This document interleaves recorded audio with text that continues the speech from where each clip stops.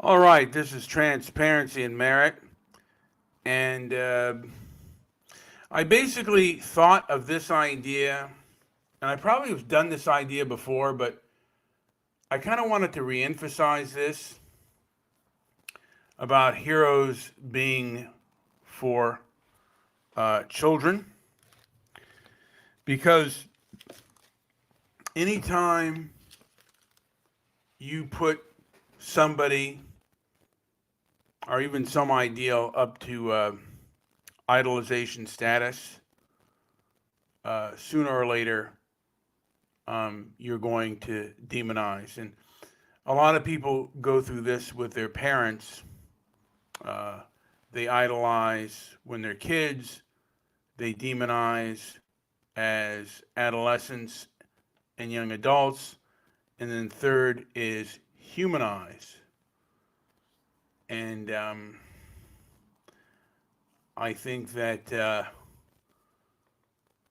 hopefully we get to the point where we humanize, where as adults we're able to humanize people, because anytime I think that you idolize and make a hero out of someone, then you're going to inevitably end up demonizing somebody else and not humanize them. And there are some bad things out there in the world where people really do act as absolute demons. But for the most part, I do believe that, people are humans. And there's a lot of, like, if you're on the internet, there is a lot of rage porn out there and stuff to enrage you because there are people out there and human beings, uh, you know, there are kooky people out there, and kooky people are very vocal. And I do think that we have a lot more ignorant people who are, I guess, more emotional than ever before, and particularly within legacy media, seems to have gotten worse over the years with regards to behavior. And I think it's the times because President Trump made people on both sides more dogmatic. But I also think it is the age of the people and the further away we get from the original news, the Walter Cronkites, the I guess you would call it the greatest generation.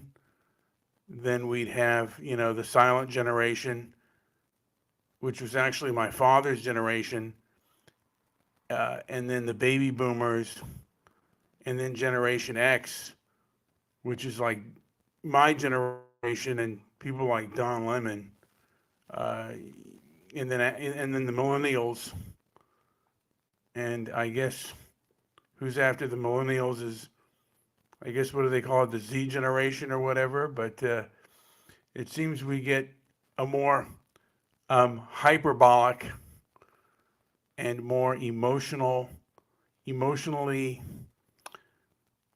charged individuals who are not as thoughtful. And I could be wrong on this, but that's the way it feels. People don't want to listen to other people's opinions. The left has power now, so they have the power to shut things down. And I think that power, that kind of power, should be met with power because if they're not going to come to the table, then you should strive to economically try to cripple them because that's what they do to you. Now, Joey, do you have anything to add about what I'm saying right now? Are you so tired, ready to go to bed, ready to sleep? Pretty Go ahead. much, pretty much. But there's been a lack of heroes for a long time. Um, what specifically do you mean when you say there are some awful things that have happened? Well, I mean, it's concerned is considering violence and the riots and the wearing of masks. I think I've had to reevaluate whom I consider. I think it's wrong. I I I've begun to believe that we shouldn't have heroes uh, just the way we do because again, I think idolization often will lead to demonization of other people, and if you put someone on a pedestal, they're inevitably going to let you down.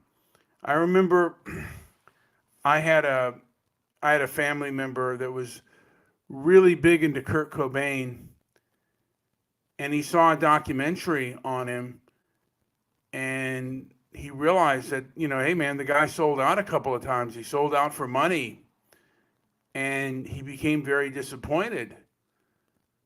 And that's with just about any celebrity. If you really put them, if you get to know them, the truth is people have flaws, and then sometimes uh, people idolize people so much that they don't want to, they don't want to read about their flaws or even see their flaws, and um, they will. I don't know what exactly the word is, but they will have a kind of a cognitive dissonance with them, with regards to them. And I'm seeing that a lot of times with our political leaders, and it's really bad that we idolize anybody. And it's also bad if we idolize movements as well, and that they go beyond criticism. I think that is very dangerous, which we saw in 2020. We saw um, the people of BLM, the first starts of the protest. They were literally beyond criticism, and even now, they almost seem to be above and beyond criticism, which is really stupid. And I've defined woke is it is now moral authoritarianism disguised as virtue, uh, and it's something that won't be debated, and they will shut things down, and they'll accuse you of being a Nazi, a white supremacist, or a Klans member if you dare say anything. And there are some controversial things that I believe anyway that might get me labeled as something this or that. I'm just a human being. I even make mistakes, but and I'm willing to discuss. But if you automatically uh, try to demonize me, well, what else can I say? Or what else can I do? Which is probably nothing. And like I said before, my opinion is uh, the best thing to do is probably boycott uh, groups or individuals if they're selling a product and they've gotten political uh, and they're preaching things that you feel are counterproductive. The best thing to do is not to buy their products, not to go into their stores, and find some alternative. I say boycott wherever and whenever you can. And yeah, I see you're entrenched in you're entrenched in your phone. Are you playing some sort of game, perhaps? Oh, Yes, I was just playing some solitaire and being incredibly bored. Now, actually, you make some good points there.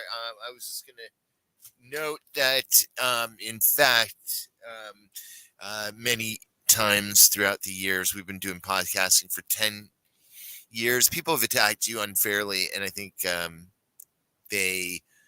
It's pretty interesting how, and this isn't a new thing, okay, but and I don't know if you have anybody, other people in your family that you can think of, but there's certainly people in mine and many others I've heard of where, somebody does something and it's almost like a lifetime defining thing when it shouldn't be, but, sometimes people get labeled for just a certain maybe even a one-time fiasco of some kind. I don't know what it is, but sometimes people get labeled way too quickly, and I think that's happened in your case quite a bit in the years I've known you. I've never known you to be anywhere close to what a lot of people have accused you to be. So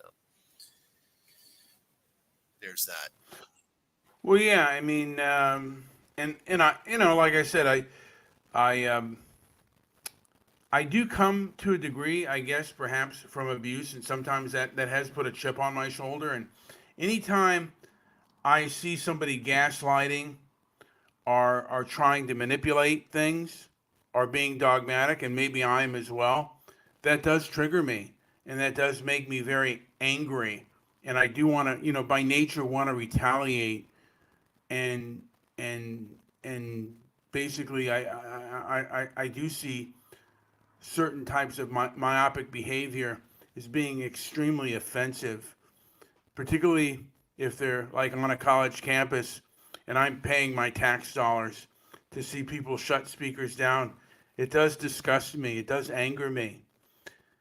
And I almost want to shut that, like I almost want to shut my tax dollars off to that college campus and the things that they're doing and the behaviors that they're doing,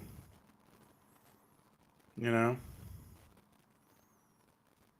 And it's like, I think that is the best, that's the best way to go about this type of thing, really, is to uh, financially crush them, because that's what they do to their opponents. They financially crush them. Sometimes they get physical, but the main thing that they've done is they've done a form of economic warfare. And I think we need to get in. Those who are against this type of behavior, I think you do have to fight fire with fire. And you have to economically crush them as they've tried to do to you. Boycotts are great. Boycotts are effective. And if they come to the table, but I think there has to be a time where you kind of come to the table and say, these are the reasons we're boycotting you. If you stop this behavior, we'll let up. But until then, the boycotts continue.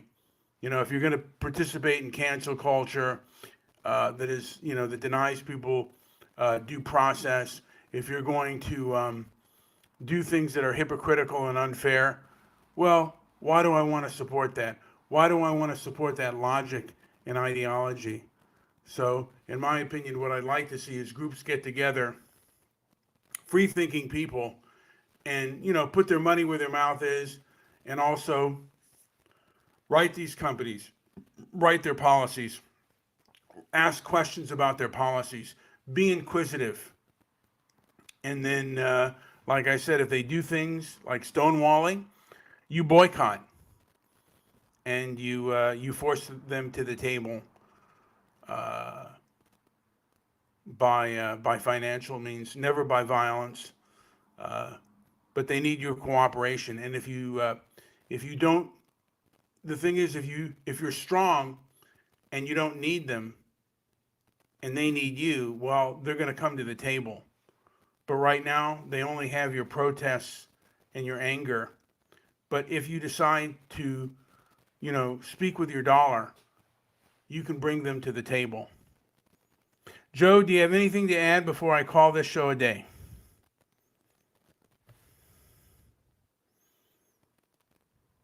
And I'm waiting for Joe.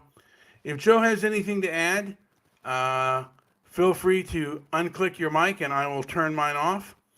But if you don't have anything else to add, I will just say that we're striving to basically gain some leverage for the community and gain some form of due process and equal protection under the law. Anyway, this has been Brian with Transparency and Merit. Like, subscribe, leave a comment down below. Like and subscribe. Yeah, like, subscribe. Also, go to my Rumble page, Transparency and Merit, as well. Follow me on Twitter, Transparency and Merit, and walk against the woke. Walk woke. is, I believe, my Twitter handle on that page. Thank you for listening, and I wish you all the best.